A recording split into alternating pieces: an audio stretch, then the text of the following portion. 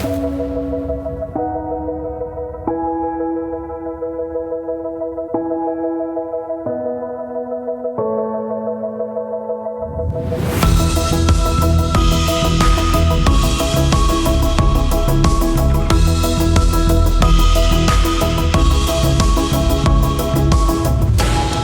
to Uncomfortable, conversations about culture and Christianity. My name is Eric, and today I'm joined by Rachel. Hey, y'all. And Alex. Ho, ho, ho. And thank you, Santa Alex. And lead pastor, Mark Ashton. How's it going? Welcome. It's going great. Thank you very much. All right. Great to be here with you guys. Yes, indeed it is. We're here to, if you're not watching this right now, you might not see all of the Festivus, I guess, holiday apparel that we are wearing. And tins, cookie tins. And cookie tins. That's got Santa Claus on it. I'm sure we're going to get to that. But if you haven't already guessed, we're going to be talking about Christmas today. A little bit of the history, and also, not just the whys and the hows, but just kind of the how comes and all those things, like whether celebrating Santa and Elf on the Shelf and all of those things, is how that aligns with a Christian walk. But we figured we'd bring an expert on for this. Boom. Okay. So thank you for being here. Why don't we start off, just take a few minutes to kind of dive into just maybe the history of how the holiday that we celebrate now was formed, because I think some of the gift giving and December 25th and all of that isn't necessarily directly correlated to Jesus's birth. Mm-hmm. We've kind of cherry picked different things over hundreds of years and landed here, because I think just to kind of start it off, I think there was some of it formed from the I think it was a Roman holiday called, I may be pronouncing this wrong, so if someone knows it better they can correct me, but it's Saturnalia. Mm-hmm. I think. That's right. Yeah. And then I think even Sol Invictus, I think, was another one, and those things were kind of started to, this amalgamation of holidays that started to kind of form somewhat of what we celebrate now, in a way. Mm-hmm. Yeah, that's at least where the date came from. So those were generally winter solstice celebrations that would happen around, December 21st is the solstice, but they'd be between, the 17th and 27th. They were pagan holidays, and the Christians were able to kind of slip in the Christmas date around that time. The other thing that's probably worth noting about at least the date conversation is that the Annunciation of Mary, which is basically the angel announcing, hey, you're pregnant, you're going to give birth to a son. Church tradition holds that at March 25th. So if you just go forward 9 months from March 25th, it lands on December 25th. So those two things combined are probably the biggest reasons why it landed on December 25th as an original date. But because it was at the date of the winter solstice, there were all kinds of pagan and just non-Christian traditions that got co-opted into the Christian tradition. Some of that was like 17th century, kind of around there when that was, or? It was actually, it goes all the way back to the 3rd century. Oh, okay, okay. Saturnalia and Sol Invictus would be around the time of Constantine becoming the emperor of Rome. Mm. And some of the earliest traditions go back to 2nd and 3rd century. Wow, yep. Wow. So it was in the 17th century, is what I'm thinking of, is when the Puritans came and kind of started.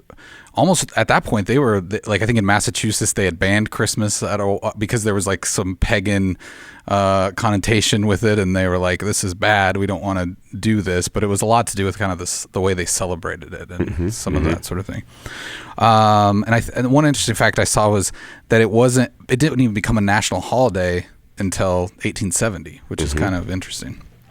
But yeah, that's a little bit of the history. What's everyone's personal Christmas? What's that kind of look like for you? Like, do you let your kids believe in Santa? Do you yourself still believe in Santa? What's that all look like? Why don't you start with you, Rachel? Oh, man. Are you a big Santa fan? I love Christmas. I just love everything that comes with Christmas. I wouldn't say I'm like a huge Santa fan. I do have a Santa pajama onesie, but other than that, I think it's like my husband and I are in a stage where we're kind of thinking through what we're going to do with our kids and traditions that we're going to carry over with our kids. And I know at one point when I first became a believer and kind of was thinking through that, I was like, we're not going to have Santa. Like, if we tell him about Santa and then we tell him that he's not real, then that's just going to be like telling him about Jesus. And then they're going to be like, well, are you lying about Jesus too? And so I've kind of had to like process through that as well, just around the holiday season. Growing up, we believed in Santa. We got presents from Santa. But I do think as I've kind of thought through it, I do want to focus more on why we're celebrating Christmas rather than just like the holiday traditions. And so just focusing with our kids, trying to focus on what is the real meaning for Christmas morning. Is it waking up and being so excited because Santa is there and that's all you can think about? Or if you have like Elf on a Shelf, like I'm just trying to think through what are our priorities going to be for our kids. And if we kind of fall into that whole like Christmas scene of the Elf on a Shelf and Santa, and just you can easily forget about doing like Advent with your family or things that are really helping them understand the whole reason for Christmas. So we're still processing through what kind of traditions we would do, but obviously we want to make sure we're focusing on the right things. So yeah. Alex? Yeah, I just don't remember believing in Santa. My parents weren't like anti-Santa. I just was extra smart, I guess. I don't know. I guess I'm a skeptic by nature, so I don't honestly remember ever believing it, but I remember like conversations around Santa where like, don't ruin it for everybody else. So I had like friends that lived behind me that are really good friends, and they like really believed in Santa. You know, it was a big deal. And I remember my parents always saying, you cannot just ruin it for everybody else just because you know the little secret. You can't ruin it for everybody else. And so, I've never been a big Santa guy. Like I've, dressed up as Santa and like I don't hate Santa. I'm not like there's people that believe, Santa is like an anagram for Satan, and it's a way like, it's all those letters are Satan clause. Yeah, all the letters are the same, but somebody at one time wanted to actually get us all to celebrate Satan and change the letters around because it's all the same. And there's so you can find probably another podcast on that somewhere if you search it on YouTube. There's people that like go way down that road. So I've never like thought of him as inherently evil, but for me, I've never been that way personally growing up. And now that I have 4 kids, my wife and I are trying to figure it out. We've never taken our kid to visit Santa and sit on his lap, mainly because our first kid, when he was young and we went to a mall, was just freaked out, and just by watching people online. And so we're like, okay, we're just not going to do that by sheer freak out. And so that as we've gotten older and our kids, like, we don't give a present from Santa, but we haven't like told our kid like Santa's not real yet. We have a 7-year-old that's like asking all these things now, and he came up to us this year. He's like, I know that Santa doesn't actually give people gifts. Moms and dads give it to them, and I know that his elves are just normal people, and they're just helping him out, and that some Santas aren't real. So then like we confirm all those things, and every time he does, we're like, buddy, okay, you're really smart, but we don't want to ruin it for other people. Yeah. And so it's never been like a big part of our tradition, but we haven't also like shamed it or been like it's evil. Right. It's fun to see them like process that, my daughter, when she was probably 6, she's 10 now. I remember it very vividly. We were at a Texas Roadhouse having a nice Sunday lunch.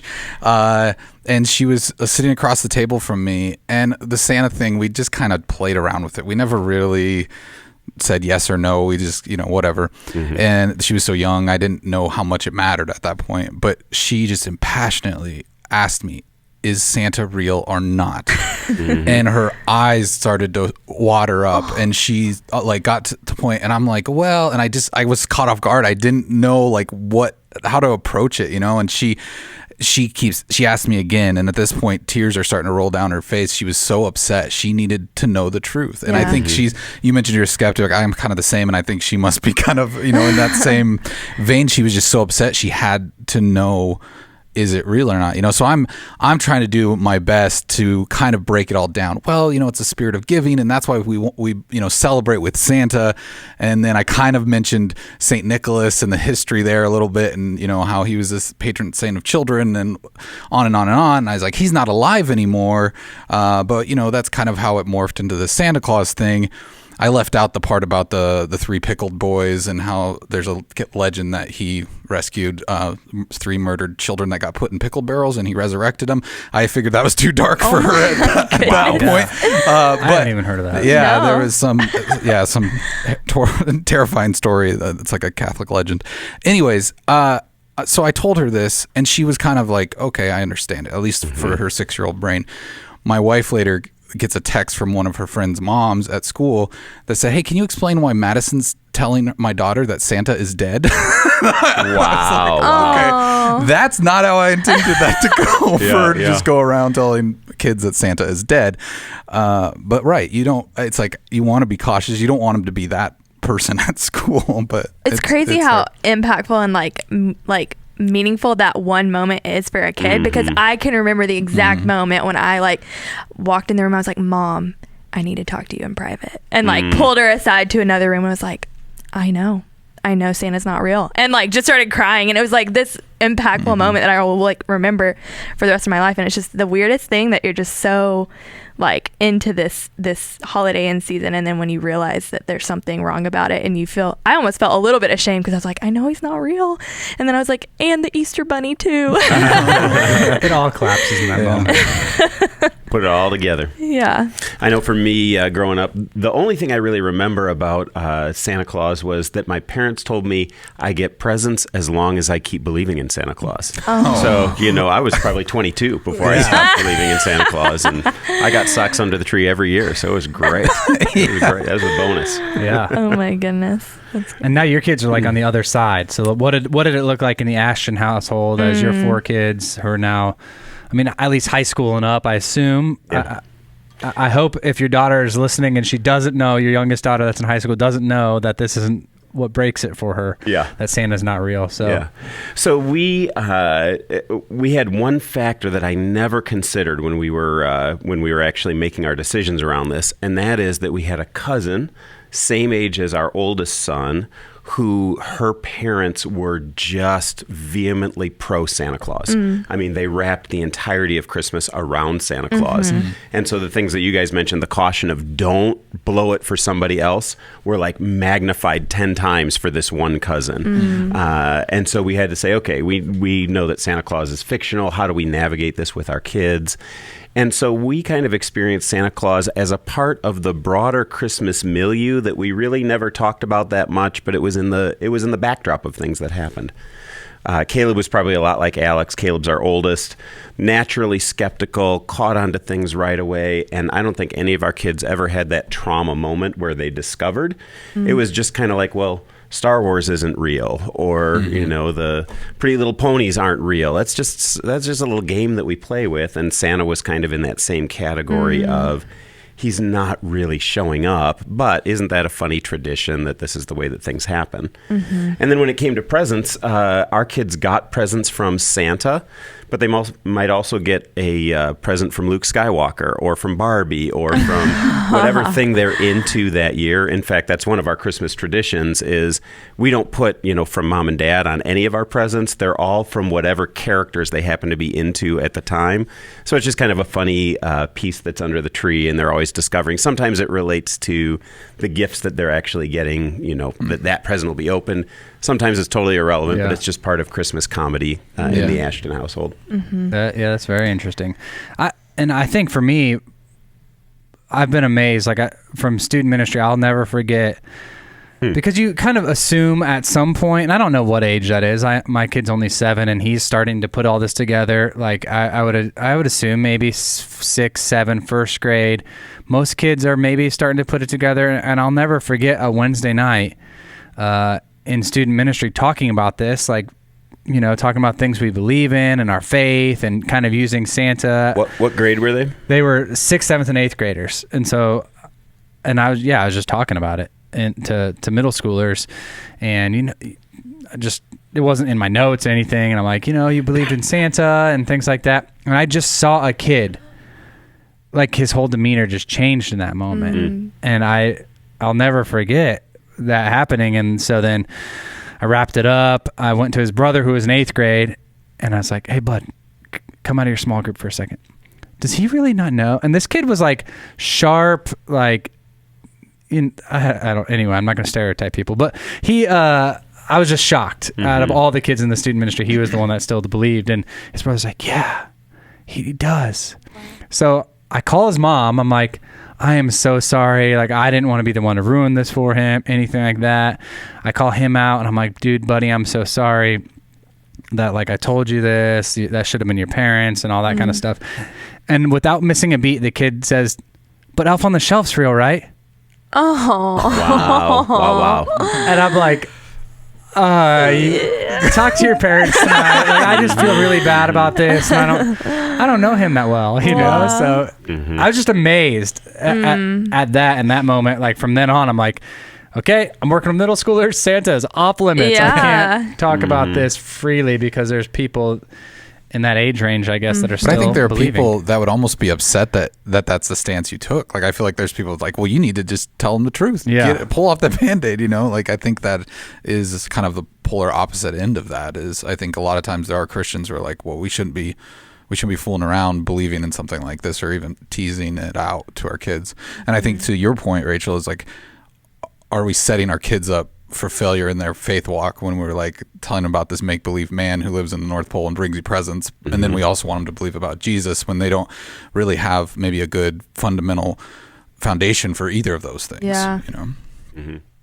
I do think kids can differentiate between historical and fictional types of things. Yeah. And I think it's helpful if we keep fiction in the fiction category and history in the history category with our kids with all things, because they're going to learn about historical things like the Wild West and go, is that real? They're going to learn about all kinds of, fictional narratives of Dora the Explorer, and they just need to be able to put those in the right kinds of categories. I think it's helpful if we do that. Yeah, and creativity and imagination is huge that you want to breed in your kid at that time and just not set them up for like this black and white. I mean, the imagination is such a powerful thing in kids' lives and their creativity and their development at that age. That's what makes it hard to figure out. Yeah, I think another big topic that comes with Christmas outside of Santa Claus is like gifts. And Mark, you kind of touched on that a little bit, but just like how many gifts do you give to your kids? Like some people will only give their kids 3 because that's how many Jesus got from the wise men or whatever, or give them something they can read and something they can wear and something they need, and that's all they give them. And so I think that's another big thing that people are trying to figure out, like, what do I give my kids? Do I give them like 50 things that they just want, or how do I do that? And I don't know, Alex, if you have anything that you do with your kids or with our kids, we do like the 3 thing. We give them something that they want, so we ask them, and they've got like they circled the Target magazine this year, everything in it. They don't even know what it all is. And then so there's something that they want, and then my wife's a teacher and loves reading. I like reading, so something that they can read, and then something they need. So literally, I don't know if we actually rhyme it all like that, but that's so clever. So that's kind of what we've adopted as our kind of thing is there's just going to be a standard 3 things. That's it. And so that's kind of what it looks like. When I was a kid, I don't remember, like there was certain people that just always gave me the same thing. My grandma always gave me a tracksuit. I really complicated things because my birthday's on Christmas, Oh man. So, wow. And you become a really greedy person when your birthday's on Christmas. If you, because everyone else gets satisfied with that Christmas thing, and then you always know there's something more, Absolutely. So we'd celebrate Christmas in the morning, and then at night, like, I'd be so mad that I wouldn't get something, and then I'm like, it better be my Christmas present. Or they would get merged, which sometimes was a benefit for me. Like, if my parents were going to spend a certain amount of money on birthday and Christmas, as I got older and wanted bigger things that they said no to for their birthdays or Christmas, I got them. So, but that's what it's looked like for us so far. Yeah. One of the interesting things, Kelly and I came from very different traditions in our families related to gift giving. Yeah. I came from a family that didn't have much, and so we didn't have extravagant Christmases just because we didn't have the means for it. Kelly's family had plenty of means for it, so they had very extravagant Christmases, and we had to make a decision along the way. We didn't have the same kind of income that Kelly's parents would have had for that, but Kelly loved the idea of extravagant gift giving on Christmas. And part of the way she explained it to me was she said, God's gift to us on Christmas was an extravagant gift. It was his one and only son. And so I love for Christmas to be a time, if the gifts are representative, if we give gifts because God gave us a gift, then I want that to be something that is worthwhile for our kids and that they remember with great fondness. And that's the way that's the track that we took with our kids, and we've enjoyed doing it. So it's just another way. It's not the right way. It's just a way that works for some families. Well, and speaking of that, I think that's kind of important for people to hear too, that it's, when you say it's not the right way, but it is a way. And I think, and even with the 3 gifts or however people do it, I think, I think about when I grew up, it was like, I knew my dad was going to read the Bible stories straight from the King James Bible, and it was the most torturous part of Christmas every year because he would read the whole story and we would sit there and just want to open our presents. But it taught us patience, and I think I'm a more patient person because of that. But it's also just one of those things where, like, some of these, it's kind of that essential, non-essential debate where, like, some of this just comes down to your practical parenting and the way your household is going to be. And like you said, the agreement between your wife and husband and what you decide to do. But then where are some maybe harder lines that maybe need to be drawn or at least discussed? Like, hey, maybe this isn't okay, or that is okay, or... So I have a couple of guidelines that I like to live by. I'll give you one of them right off the top, is that we want Christmas to drive us towards Jesus, not away from Jesus. I think that's the biggest deal for a Christian family, is that Satan's the master of distraction. And his biggest goal would be to say, I want to get you on something else, even something else good, to replace the thing that's best. And so the question I think parents should be asking themselves is, how am I helping my kids to connect with Jesus during this Advent season? I think that Elf on the Shelf, Santa, all kinds of things are distractions. Gifts even are distractions. But parents can use those as teaching tools to drive their kids closer to faith in Jesus and to focus on the right things. We do the reading of the Christmas story, but we always do it with the decorating of the Christmas tree at the beginning of Advent. So Friday after Thanksgiving, we read that. Kids are not so hyped up on all of the excitement about receiving gifts at that point. So it's easier for them to be patient through that process. And it's also our kickoff for the whole Advent season. So we're going to be spending a season where we focus on Jesus. One of the tools that I'll share that's one of our favorite ones is a book called Jotham's Journey that we would read with our kids every night after dinner around the dinner table. And it's great for grade school kids, middle school kids, even high school kids still stay engaged with it. It's a story about a kid that's going around Israel and having all these adventures, but it locks you into the Christmas story in really surprising ways and has great history, archaeology, geography that you don't even know that you're getting while you're in the middle of getting it in the midst of a riveting story. So I'd encourage families to do that as a way to keep your focus on Jesus during the Christmas season. That's good.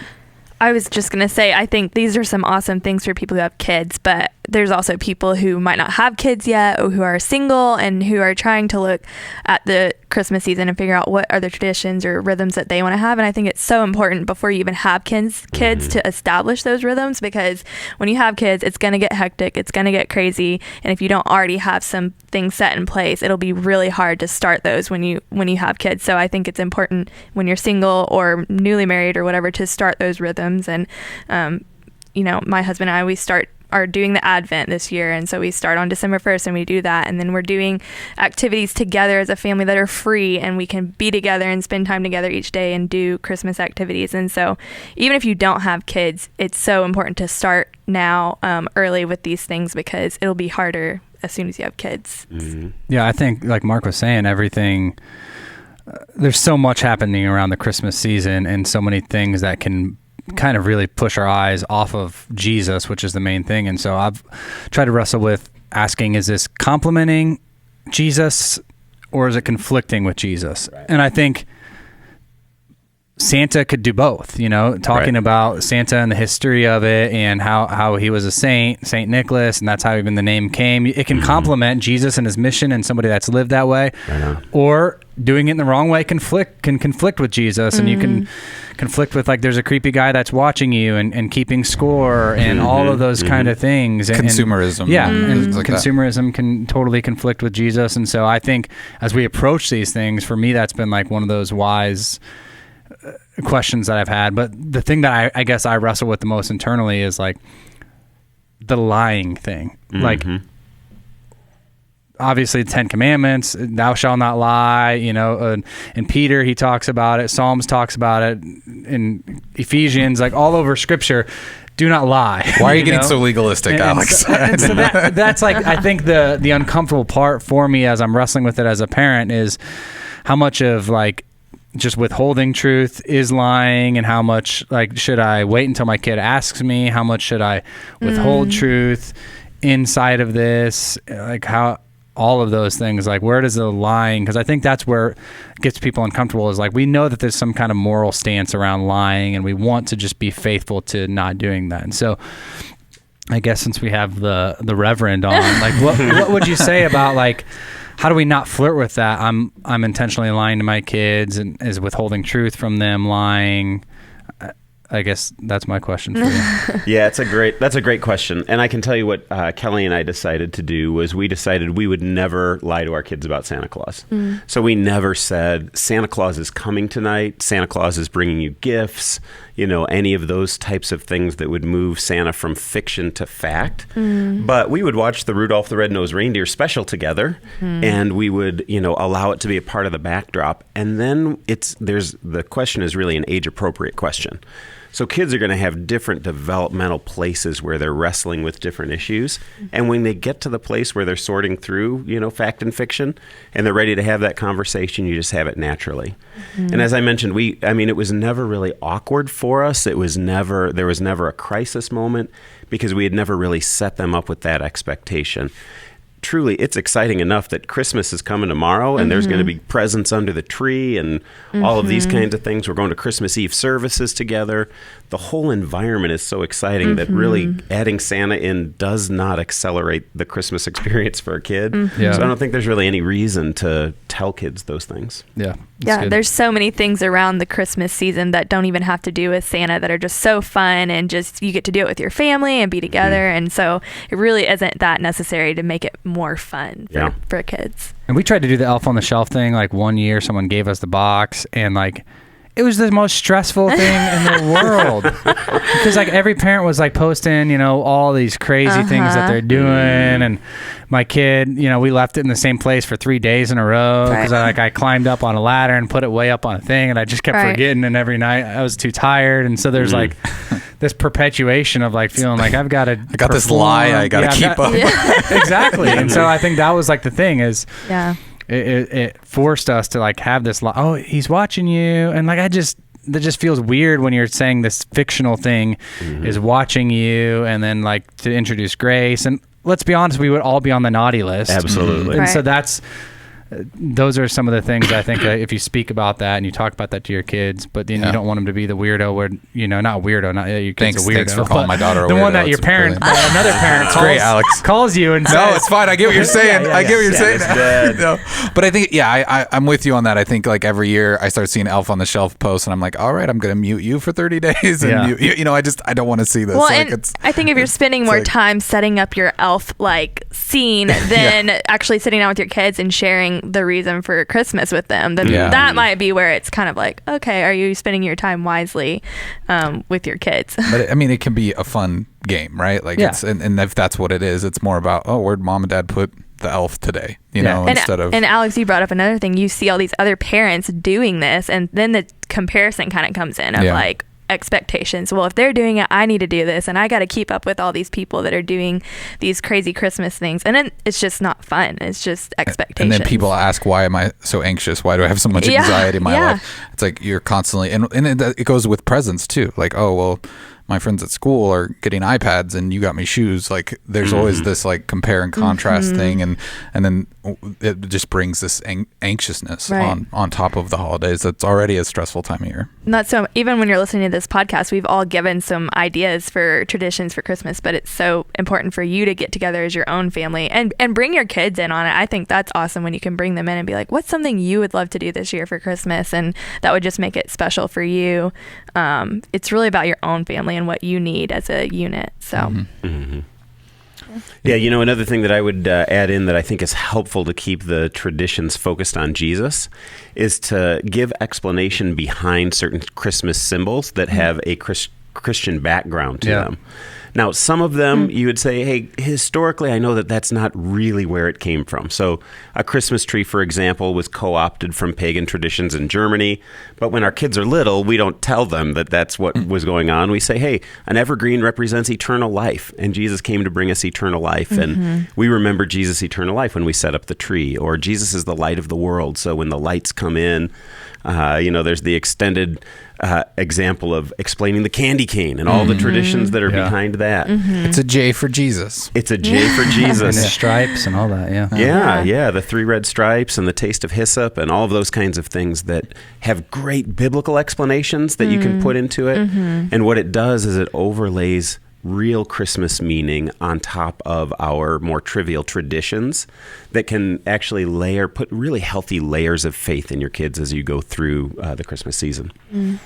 Any don't do's for Christmas that you would say, hey, this is really not going to be healthy. This is probably going to just lead towards being silly, or is that all judgment, personal judgment kind of stuff, would you say?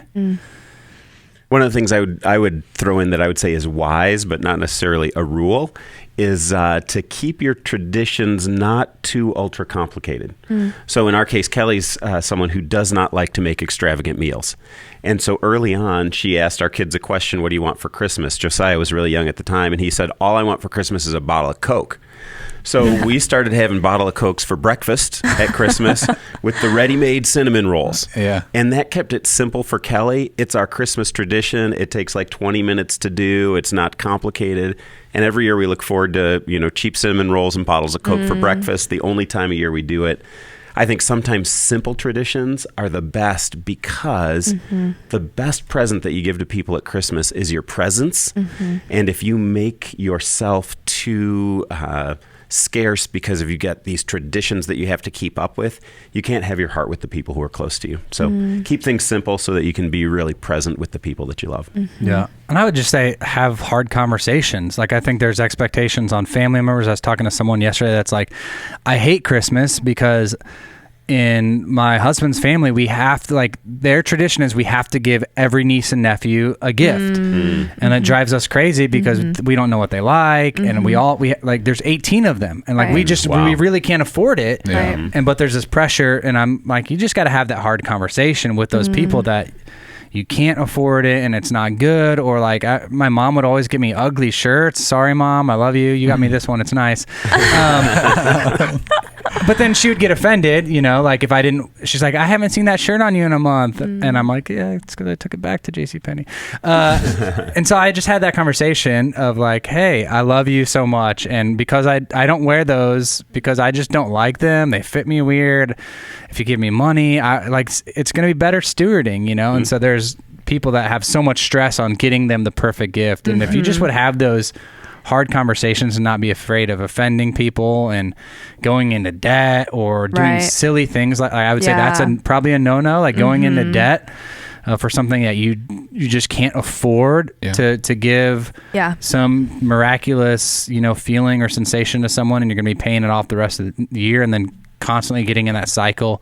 I would say that's probably something not wise or healthy or biblical in that way either. So I think you'd be surprised when you start having those hard conversations when the other person is probably like, oh, thank goodness. I thought you loved those shirts. And so I felt like I had to get you on every single, you would be surprised when people are like, oh, that was an expectation that I thought you had every year. And it just helps to calm the stress for everybody, I think. Great. What about as the holidays approach? I think one of the things that is very common is you hear a lot about depression. Holidays aren't always happy for everyone, right? I mean, I think everybody has a different situation. Not everybody has this family unit that's celebrating together. Some people are alone. You hear of suicide rates going up. Like, what's even some practical things that people can do around the holidays when they start to feel alienated or alone? I think this might be a good thing for the other end of people to kind of start thinking about, like inviting other people into your traditions. Because I have a friend who said that she wants to be involved in other families' traditions because she doesn't have a family yet, but she's single and by herself, and she just feels so loved when other people invite her in. And that doesn't take anything because you're doing it already anyways, and just to invite others into your traditions is just so powerful, I think. Yeah, and what a better way to show Christ's love than to invite someone into your home. Yeah. Like, I think when I was growing up, my dad was pastoring a church in Wichita, Kansas when I was like in the 3rd grade or something, and he would have people who were on parole trying to kind of get their lives back together, and they'd live with us in the house. And wow. And it was always such a as a kid, sometimes I think I'd get a little bit almost jealous of like, okay, why are these people getting attention and I'm not, or whatever. But like looking back, I saw how formative it is, and how what that taught me about being hospitable to the strangers and things like that, and what that's like to open your life up and open your house up and make yourself very vulnerable. And I think it's a risk, but I mean, I think what a better gift to give your kids, even if that's something you're thinking of, is like show them what that's like to have hospitality and what that's like to love people that you don't know that well. Okay. And I think another practical thing is to just take a break from social media. If you're really struggling with seeing all these other things that people are doing, and it's just, you can get on and see all these traditions that people are doing and family units and stuff. Just take a break from social media, because that could be a lot of the pain that is just kind of coming into your heart. Yeah. I think another thing too is sometimes we can get in our own heads and think that we're not wanted, that we're not wanted by others. And so don't play, sometimes don't play that trick on yourself. And if you feel like maybe you didn't get that invite that you thought maybe you would from a family member or a friend, like maybe don't be shy. Just ask. Yeah, so some of our folks, too, that are connected at Christ Community or at a different local church, volunteering at your church around Christmas time is a huge need. I guarantee that from a leadership perspective. People are going, man, how can we find people to help with X, Y, and Z? If you're saying, I'm feeling lonely and disconnected, you've got a church family that loves you and also needs you at that time.